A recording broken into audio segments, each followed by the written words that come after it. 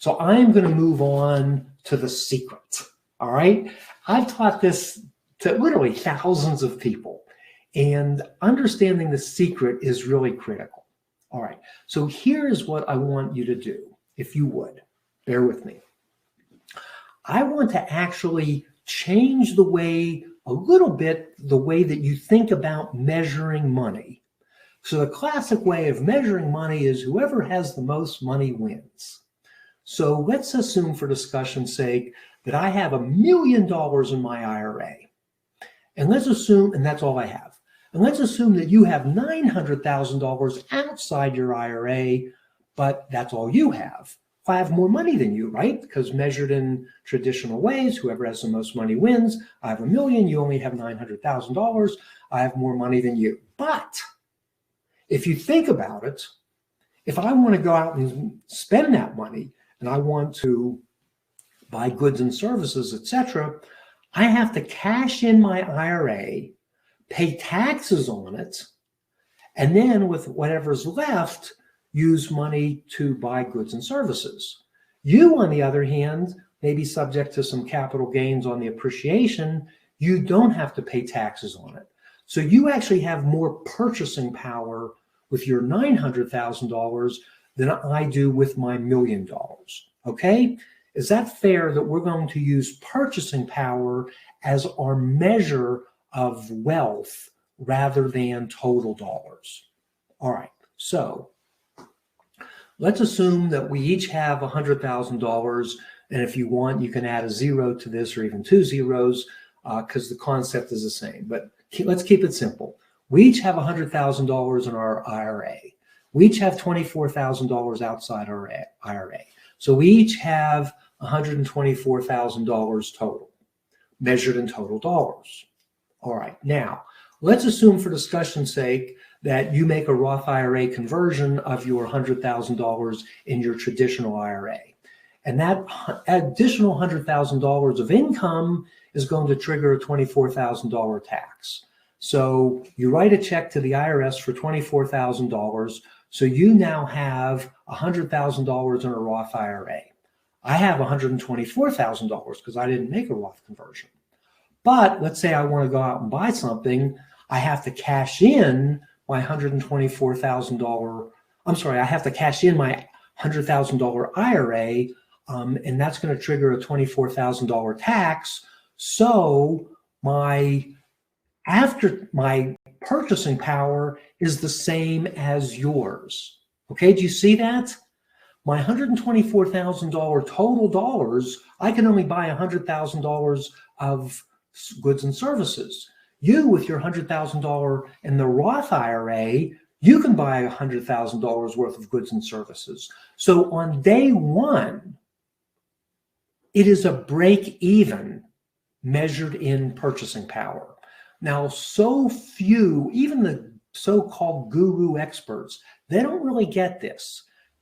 So many of them are still measuring in total dollars. If you measure in total dollars, you're going to get a bad result, and you're going to get the wrong advice on Roth IRA conversions. So let's just say that we're measuring in total dollars, which is what so many of the commentators and writers do. What the conclusion is, after running the numbers, if you're measuring in total dollars, are that Roth IRA conversions are good for young people because they'll have enough years of the tax-free growth to overcome the money that they paid to get into a Roth conversion. All right. But they will conclude for older people, it doesn't make sense because the older person doesn't have enough years of life expectancy in order to overcome the taxes that they had to pay on the Roth conversion. And that's all true if you're measuring in total dollars. But if you measure in purchasing power, which is what I'm going to strongly recommend that you do, then you find out it's a tie because you both have $100,000 of purchasing power, not in year 20, year 30, but on day one. All right. It is a tie measured in purchasing power, assuming steady tax rates. By the way, if it's rising tax rates, it's even better. But let's just assume steady. You break even on day one. Now, I'm still not going to have you write a check for $24,000 to the IRS to break even. So let's compare, and this again is an update of peer-reviewed analysis. Let's compare two people who have identical amounts of money. One does a series of Roth IRA conversions, one doesn't. And let's see how they do over time measured in purchasing power. Okay? Well, again, depending on your assumptions and depending on when you start, there could be a difference of $1 million of doing a series of Roth IRA conversions versus doing nothing, even if you're starting later in life. So this, again, is such a powerful strategy, and so few people are doing it or doing the right amounts, et cetera, et cetera. I just think it's a great opportunity. And there is some talk about them limiting it, let's say for people who have $10 million or things like that. And the Secure Act was part of the same thing, because I won't say that we abused it, but I'll just say that we made massive Roth IRA conversions, sometimes, converting $1 million or more into the Roth to literally establish tax-free dynasties. But even forgetting those huge amounts, in this example, we did a series of Roth IRA conversions to try to stay within an existing tax bracket. And again, the beneficiary, not the beneficiary, the IRA owner, again, depending on how long, if he lived long enough, he's a couple $1 million better off. But even living till, I think, 85, there was like $1 million better off, which is huge. Now, let's take it to the next generation, because what I have found is that very few people spend their Roth because it's such a great asset to leave behind to the next generation. And in the solid line, we show what happens. And again, this is after inflation and measured in purchasing power. The solid line shows where your kids will be if you do the Roth conversion, and the serrated line shows where your kids will be if you don't make a Roth IRA conversion. Again, hundreds of thousands of dollars after inflation measured in purchasing power. So this is really a tremendous strategy. Here's the other thing about it. Let's say that you don't do a Roth conversion, and let's put maybe 2 zeros on this analysis, and your estate is $12,400,000. All right, and let's say that you die at a time when that is taxable, or even forgetting federal estate tax, state inheritance tax. If you do the Roth conversion the day before you die, the amount of money that you have to pay in income taxes is no longer in your estate. So even though your purchasing power is the same, you have reduced your taxable estate by maybe $240,000, or if you add a zero, maybe $2.4 million. And we have done massive Roth IRA conversions, not just to save income taxes, but also to reduce the taxable estate. We've actually literally done, and I have stories that I don't have time for, we have done deathbed Roth IRA conversions. One was literally done at the hospital. Wait, hold on, sign here, and then die. And that's actually what happened.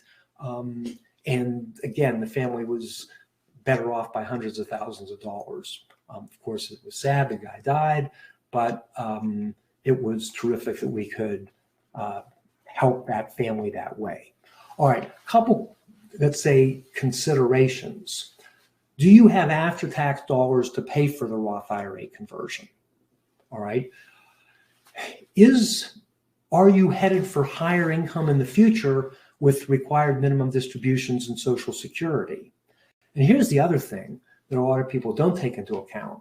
Let's assume, for discussion's sake, that maybe you're even in a relatively low tax bracket now, and that you're married and you're doing married filing joint tax returns. Well, when one of you die, the year after death, the survivor has to now file as a single, subject to a few exceptions for head of household, but let's assume the kids are grown. Then they have to file as single, and that by itself is going to significantly raise the tax bracket. These are all things that should be taken into consideration. Then this happens with a lot of our clients. We have a lot of what I would call IRA heavy clients.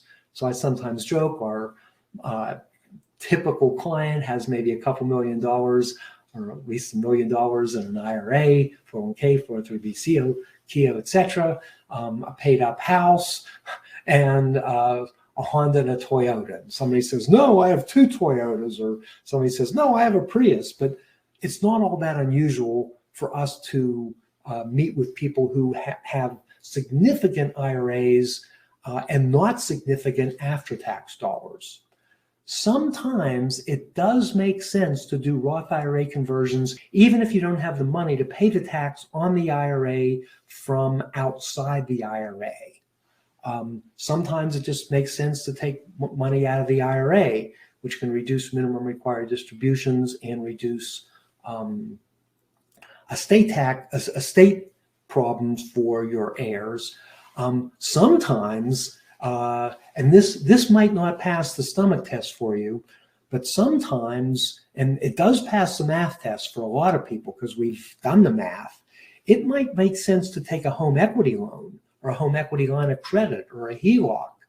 And we use those proceeds, which again are non-taxable. So we have non-taxable proceeds from the mortgage or the HELOC, etc. We pay taxes on a Roth IRA conversion, and ultimately, let's say it's paid back later on after minimum required distributions kick in, or maybe it's never paid while you're alive and you die with a mortgage or some money that is owed. The house or the property is sold, the mortgage is satisfied, and whatever is left goes to the kids. But in the meantime, it gave you money to get to pay the tax on the conversion, and a lot of times the kids might be tens or even hundreds of thousands of dollars better off because you did that. And hardly anybody knows about that strategy. It doesn't pass the stomach test for a lot of people. They just can't stand it.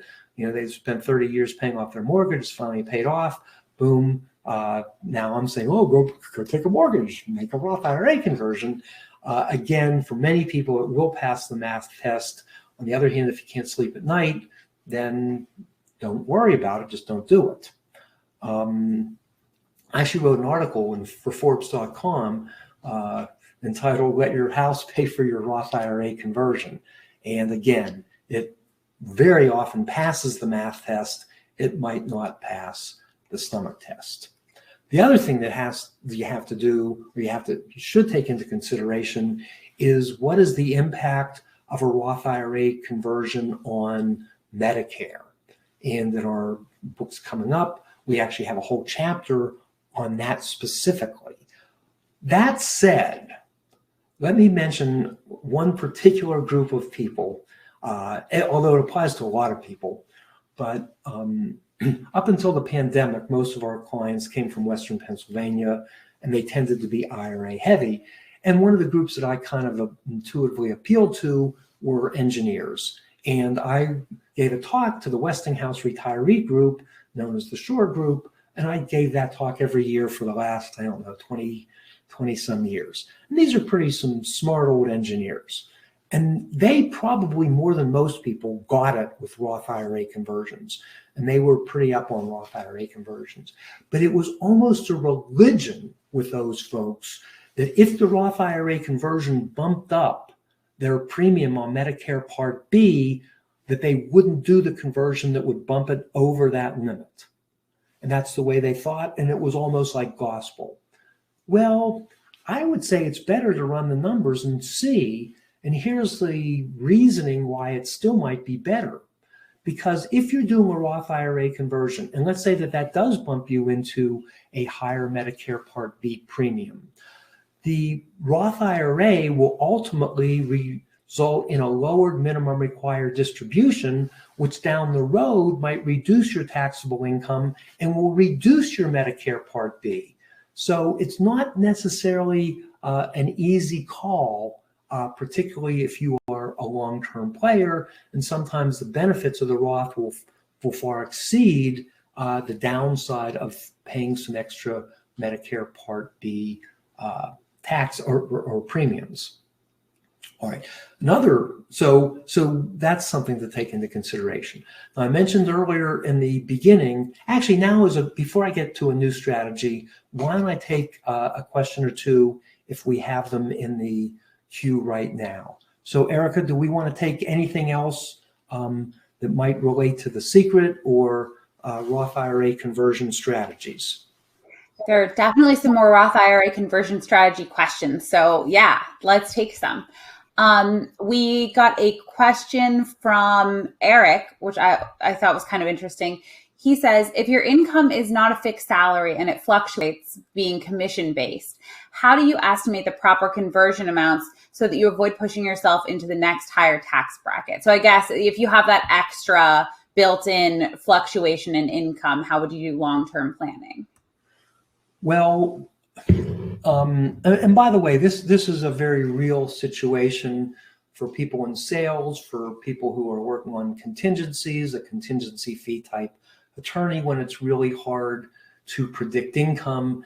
And ideally, if you can control when the income comes in, let's say for discussion's sake, you're an attorney and you're working and you've won a big contingent fee case, and it's for $1 million or $500,000 or something very significant. And you can control whether you get that money in December or in January. Well, depending on the rest of your tax situation, we might want to defer that income until January and do a big Roth IRA conversion in the prior year, or vice versa. The other way to do it, if you don't know, is, and boy, this is against self-interest because we become crushed, right towards year end. But conceptually, hold off until you have a better idea of what your income is going to be. Unfortunately, what's happening with a lot of the brokerage firms is that they are putting earlier and earlier dates on the last day you can tell them to do a Roth conversion. So that might hurt some people who want to wait. Probably if you can do these calculations, if possible, in November rather than in December, that might be one way to solve the problem. But the other thing to keep in mind is that whether you do it in, let's say you pay a little bit more in taxes or you hold off and you do it a year later, that's not really likely to move the needle a lot in the long run. What's moving the needle a lot in the long run is the income tax-free growth that you are receiving for yourself and your family, the reduction of minimum required distributions, and the tax-free growth that will continue long after you're gone. That is really what is moving the needle, which isn't to say that you shouldn't do it in the lower tax bracket years.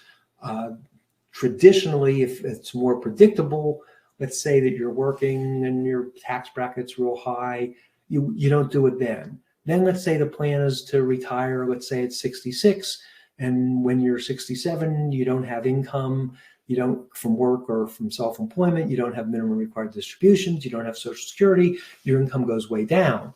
Then that pattern continues until 70 when your Social Security kicks in. And then, by the way, not 66, another issue that we'll hopefully have time for today. If we get cut short, I'd rather skip some Social Security strategies than skip on Roth IRA conversion strategies. Then the income goes back up at 72 because you have minimum required distributions and 2 Social Securities if you're married. So I like to do the conversion in those low income years. Again, long-winded answer to a short question, but I hope that helps. Why don't we take one more before we move on, Erica? Great. William just asked me to clarify. He wasn't sure. He thinks maybe he misunderstood when you were talking about inherited Roth IRAs. So he said, in reference to Roth IRAs that are inherited, did I understand Jim to say that the person inheriting the Roth will have to pay taxes on any capital gains that the Roth generated in that 10-year period, before they have to completely? No. If you inherit a Roth IRA, at least under the existing law, you can just literally do nothing with that Roth IRA. To make the math easy, let's say it's an inherited Roth IRA of $500,000. You just leave it alone in a plain old inherited Roth IRA account. It earns income at 7%. 10 years later, it's now $1 million.